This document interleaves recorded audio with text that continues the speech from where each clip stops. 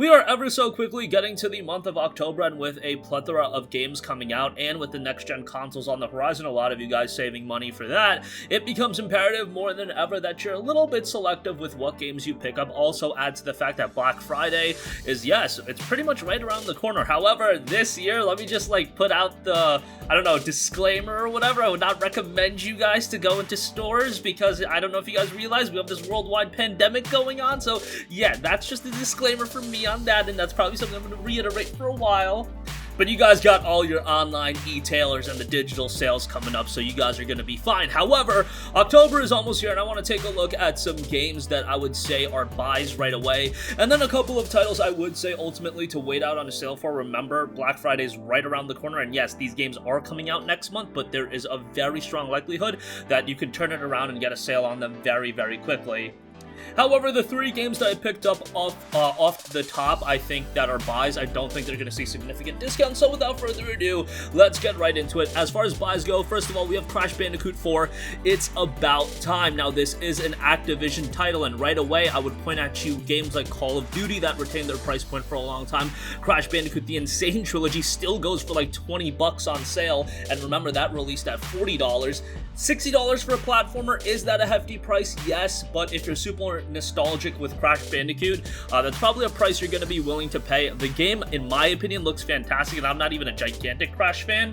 If you guys know me, I am more of a Spyro kid, but Crash is still something I played way back in the day, and I did really enjoy the Insane Trilogy, so I'm excited for this one, and it is due out October 2nd. Due out October 20th is Amnesia Rebirth. This is a game I think everybody should have on their radar. It's coming at a budget price point at $29.99, and maybe you're thinking, Amnesia Machine for Pigs wasn't that good. Is Amnesia Rebirth gonna be that good? Well, bear in mind that this game is actually being done by the full Frictional team. The Frictional team put out Amnesia: The Dark Descent, which was tremendous. And even better, I think they did Soma. I think Soma was better than Amnesia: The Dark Descent. They did do both of those titles, and they're going to take their works from both of those games and what they learned from both of those titles and parlay that into Amnesia Rebirth. Just the idea of that sounds incredibly exciting to me, and given that it is releasing at a budget $30 price point, and it's still a relatively, I wouldn't say it's a big budget game, but I would say it's a relatively higher budget. It's not like one of those indie games or so that is developed in a year or something like that. It's definitely not like that. It's a pretty well-made game by what we're seeing thus far. Might not be the lengthiest game in the world, given that it is a horror game and it's not like Soma and Amnesia: The Dark Descent were the longest games, but I do think this one's going to be really, really good. And lastly, a game that I would say is a buy would be The Legend of Heroes Trails of Cold Steel 4. Legend of Heroes is a franchise that you guys know I am incredibly high on, and all of these games have always retained in price pretty strongly. I mean, we are a year removed from the release of Trails of Cold Steel 3, and on the PlayStation 4, yes, it's on sale as a part of the Big in Japan sale, but it's only 30% off. You're talking a year after its original release, it's only 30% off. Yeah, that's not going to see a significant discount for a while, so if you want to pick up Trails of Cold Steel 4, as long as obviously you play through the first 3 games, because these are games you play in sequential order, go check out Trails of Cold Steel 4. I imagine that a lot of you guys are JRPG fans and you haven't even checked out the first 3 games. Check those out. Those games are tremendous. Even if you're not the biggest JRPG fan in the world, I wouldn't say they're the perfect gateway entry JRPG, but they are really good. Some of the best world building you're going to see in any video game ever, and I guess that's to be, expected when you have 3 70-hour JRPGs. You've got a lot of other games in different Trails franchise as well, so there's just a lot to get into with Legend of Heroes. The depth to the story is pretty outstanding, and the game franchise is great, and if you're already up to speed, Trails of Cold Steel 4 is obviously going to be a no-brainer. Okay, now for the wait for a sale. Now, most of these are pretty self-explanatory, but I do want to highlight a couple of them and give you guys my reasoning right off the bat. Probably, maybe even you could consider it to be the biggest game of October. Watch Dogs Legion is due out October 29th. Guys, I'm going to be honest, I have a lot of experience studying Ubisoft games and how they come out.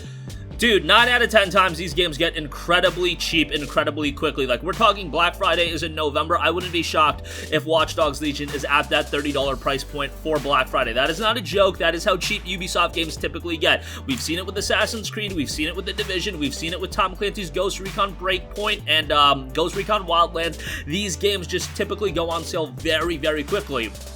I also personally think I I personally think this game is not going to sell that well, just because it's being released not only around this time as the next-gen consoles, but also right around the same time as Ubisoft's own big-budget open-world title, Assassin's Creed Ragnarok. I believe Ragnarok is out November 10th. Are people really going to want to pick up two big-budget open-world games within, you know, a week and a half from one another, 2 weeks, whatever?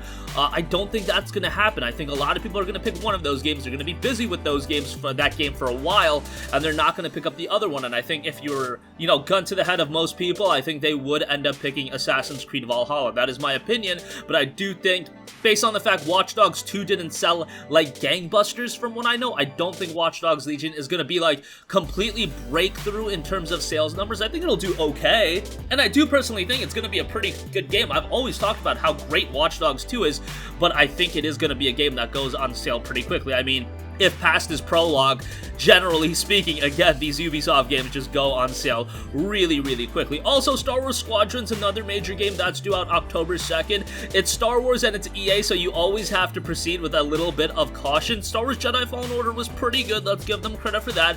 Battlefront 2 was a train wreck initially, but it's gotten a lot better, in Battlefield 1, yeah, that we just don't speak on. Should be noted that Squadrons is a budget title right out of the gate, so it's going to be $40. It's going to be a multiplayer-heavy title, so you do have to bear that in mind, but it's a game that I think a lot of people will end up enjoying. It's just the fact that it's Star Wars, it's EA.